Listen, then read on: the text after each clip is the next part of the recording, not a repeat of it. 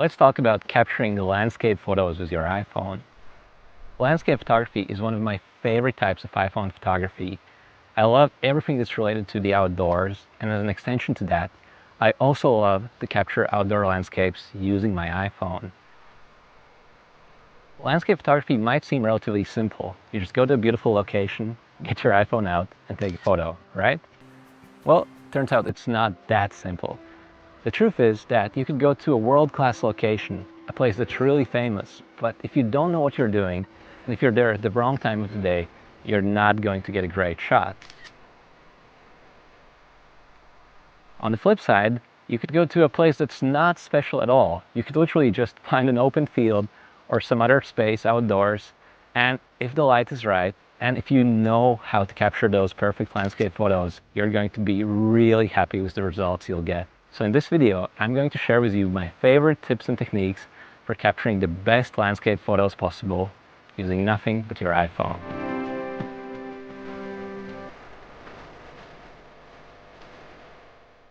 So for this video, we've traveled to this orange rock that's next to me, and this is actually a well-known place in Latvia. Unfortunately, we don't have any mountains here. All we have is these orange rocks and a lot of green fields. So that's what we're going to work with today. So there are some clouds in the sky, and the sun comes in and out, in and out, in and out. This can be an interesting time for taking photos because if I have a wider landscape view, then I can actually use those beautiful clouds as a part of my composition. On the other hand, today could be a little challenging because on a cloudy day, most landscape shots just look kind of dull. There's not much color in them, and all the beautiful green tones you have in these natural landscapes just look kind of gray. So I'm hoping for more sun towards the evening as we approach that golden hour. Now, if I open the camera of my iPhone, you're going to see things that aren't really working in my favor here. One is just the vantage point. I'm standing here on this viewing platform. So this wooden platform has been built for tourists. It is the point from which you're supposed to look at this orange rock. And in landscape photography, generally speaking, you don't want to be shooting the same photos that everyone else is taking. If you want to get a unique angle, you'll have to work the scene. You'll see that I have some people in the frame, so that's not working in my favor. And another problem that I have is that the entire scene is backlit. So I'm trying to take a picture of this orange rock, but the sun is shining behind it. So that means that the entire rock is in the shadow. It's going to be dark, there won't be any beautiful light shining on it, and as a result, I'm not going to get the best image possible from this vantage point. And finally, when that sun does come out, I'm also getting those lens flares to the bottom right-hand section of the screen, and that is because the sun is shining directly into the lens of my iPhone. So there are a lot of problems with this spot, but of course I'm not going to give up here. I think there should be many more photo opportunities involving this rock, as well as this entire area. If I go to the other side of the river, that sun is going to be behind me, and hopefully it's going to illuminate the scene, so I won't be looking at shadows. If the sun is going to be behind me, then what I'm taking photos of will hopefully be in the sun, and that's going to stand out a lot more than having the entire picture be in shade. So let's go to the other side, and let's see what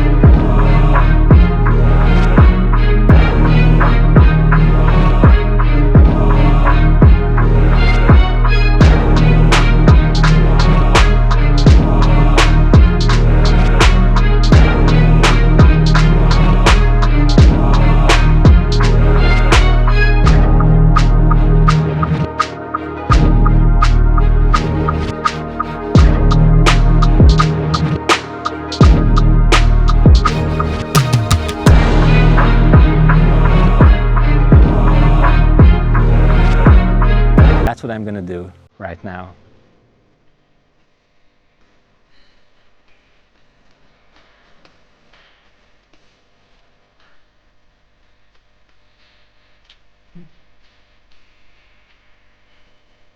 So I've walked just a few steps to my right, and now I'm looking at an entirely different photo.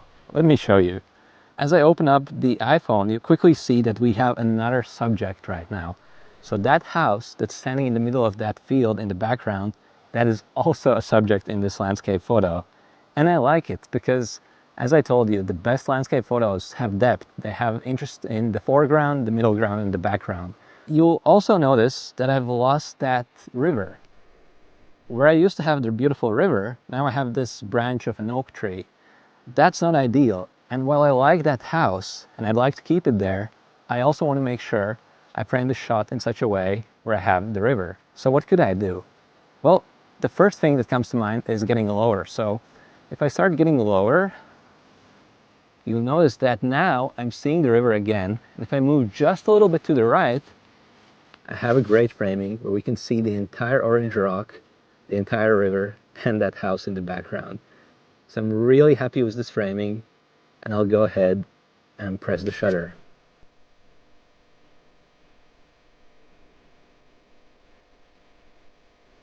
So just by moving a few feet, and then by changing the height from which I shoot, I was able to get a radically different photo with all three elements in the frame. So photography is often a game of inches. All you have to do is just move your iPhone around just a tiny bit, and those tiny little changes can actually result in dramatically different photos. But honestly, I think this could be even better if I stayed here for maybe half an hour to an hour, and if I waited for that light to get lower, because during the golden hour, I think that building and the fields around it would look even better. I'm not going to be here standing in this spot for another hour. Instead, I want to keep exploring because I know this is an incredible area.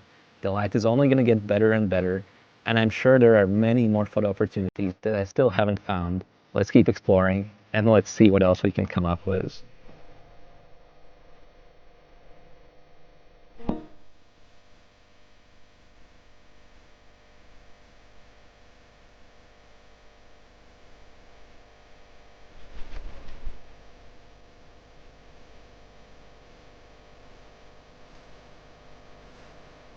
You remember that house we were shooting from above? Well, I've come closer to this house, and I think it's going to make for a spectacular photo opportunity. Let me show you. You'll immediately notice that we have this house on the right-hand side of the frame, and on the left, we have this road. And that road is a very prominent leading line that leads the eye of the viewer from the foreground all the way into the background. And using leading lines is, again, a really powerful way to add depth to your landscape photos. So when you're thinking about shooting landscapes, always ask yourself, how can you add more depth to the image? You don't want a flat landscape photo. You want the kind of photo that will take the eye of the viewer on a journey from the foreground into the background. So here we have that road, which is leading the eye into the background.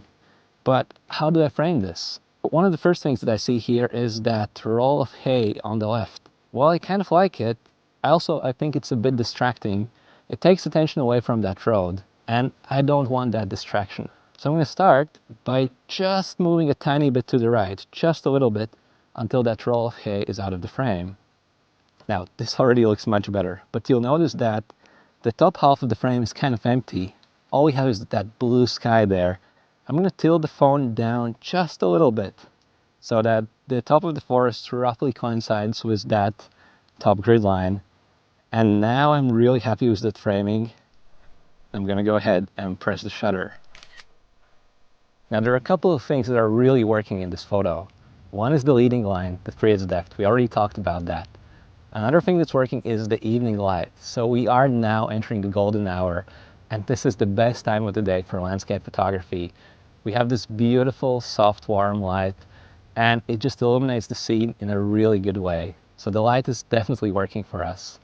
What I also like about the shot is that we have those strong visual elements. So we have a clear subject, which is the house, and we have that road.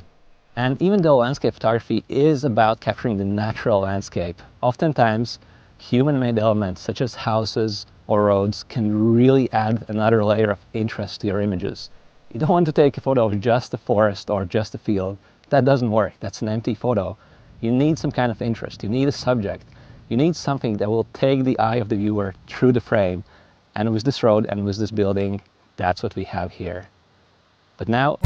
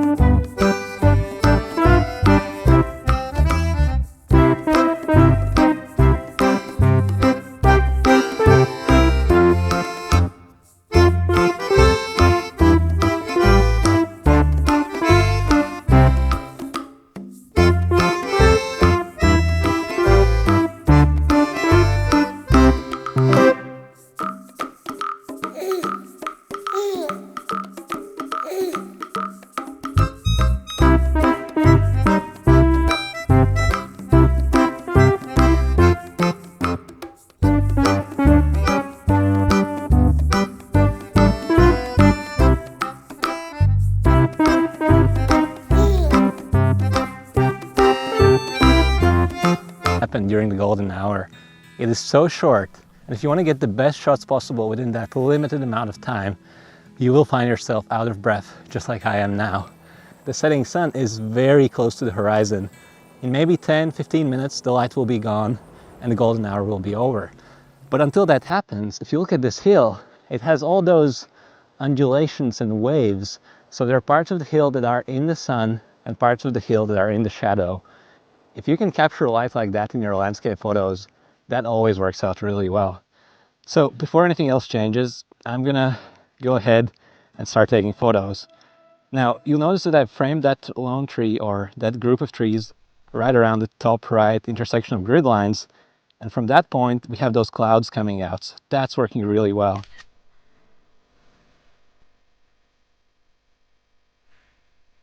Now let's see what happens as I switch to my 2x, my telephoto view.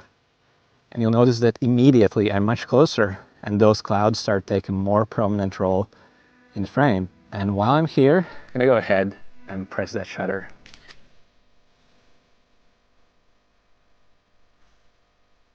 But as I was talking, those shadows and that light, they're moving around. So if I want to keep capturing this before this drama ends, I gotta keep moving as well.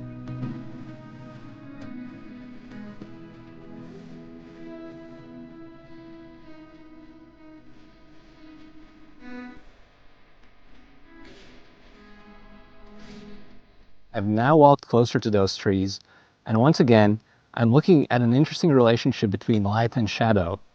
So what's happening here is that there's just a bit of a dip leading into the distance, and that looks like a road. And that's all I need to show an interesting pattern of light.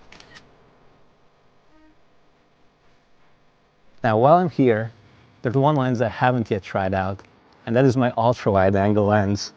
So the ultra-wide can work really well if you have a prominent foreground that you'd like to emphasize. So I'm gonna go ahead and frame this up centrally so that we have about the same amount of sky and the same amount of field, so we can get the best of both worlds. I love that sky, and I also love that grass that's catching those last rays of sun.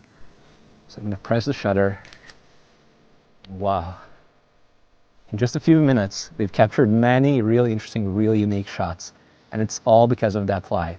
If the light wasn't like this, if we didn't have those last minutes of the setting sun, catching this hill at a very low angle where we can see shadows and light, this photo would honestly be nothing. But because I'm here at the right time of the day, I can capture something truly special in a place that's honestly quite usual.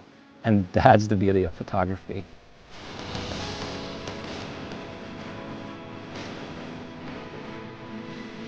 Now, as we keep running around this field and taking all these photos, that sun isn't standing still. And right now, it's just about to touch the horizon. So this is essentially the end of the golden hour. And now, if we look at that same scene, you'll see that it's still very beautiful. We still have those incredible clouds that are just going in all these different directions from that tree in the middle. But something is missing, and the missing piece is that light in the foreground. Perfect light tonight only lasted for maybe 10-15 minutes, and that's it.